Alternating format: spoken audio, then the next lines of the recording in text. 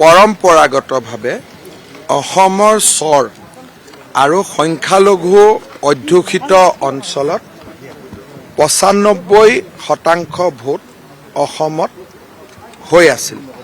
থলুৱা অসমীয়া বা খিলঞ্জীয়া অসমীয়া থকা গাঁওসমূহত আমাৰ ভোট পাৰ্চেণ্টেজ 65-70 ভিতৰতে থাকি গৈছিল আৰু সেইকাৰণে পুলিং পাৰ্চেণ্টেজটো অভাৰঅল 95 আৰু 70ৰ মাজত আপুনি এভাৰেজ ওলালে 80-82% থাকি গৈছিলে।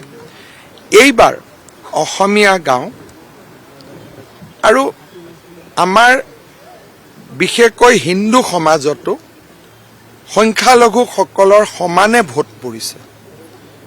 গোলকগঞ্জৰ দৰে চিটত হিন্দু পুলিং বুথতো 95%, মুছলমান পুলিং বুথতো 95%। অৰ্থাৎ এইবাৰ ভোটদানৰ প্ৰতি হিন্দু আৰু স্থানীয় লোকৰ এটা অদ্ভুত উৎসাহ দেখা গৈছিল, যিটো সাধাৰণতে সংখ্যালঘু অঞ্চলতহে দেখা যায়।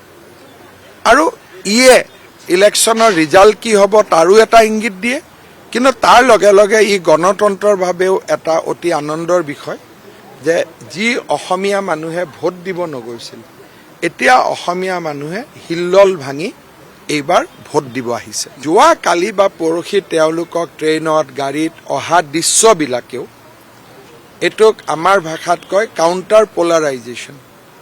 আৰে এওঁলোক আহিছে যদি আমি আৰু বৰপেটাত থাকি আমি ভোট দিব নাযাম নে? 2016 চনৰ পৰা লাহে লাহে লাহে লাহে আমাৰ মানুহৰ পাৰ্চেণ্টেজটো বাঢ়ি আছিলে, কিন্তু এইবাৰ ই পিক পালেগৈ। কিছুমান চেণ্টাৰ অসমীয়া মানুহৰ চেণ্টাৰত 94-95% পুলিং হয়। জালুকবাৰীত আগতেও হয় অসমীয়া মানুহৰ চেণ্টাৰ 95-96%, কিন্তু এইবাৰ বহুত গাঁও সমষ্টিত হৈছে। তাৰমানে অসমীয়া মানুহে এতিয়া বুজি উঠিছে যে ইলেকশ্যনটোক যদি আমি এৰি দিওঁ, আমি অসমতে এদিন অস্তিত্ব আমাৰ নোহোৱা হৈ যাব।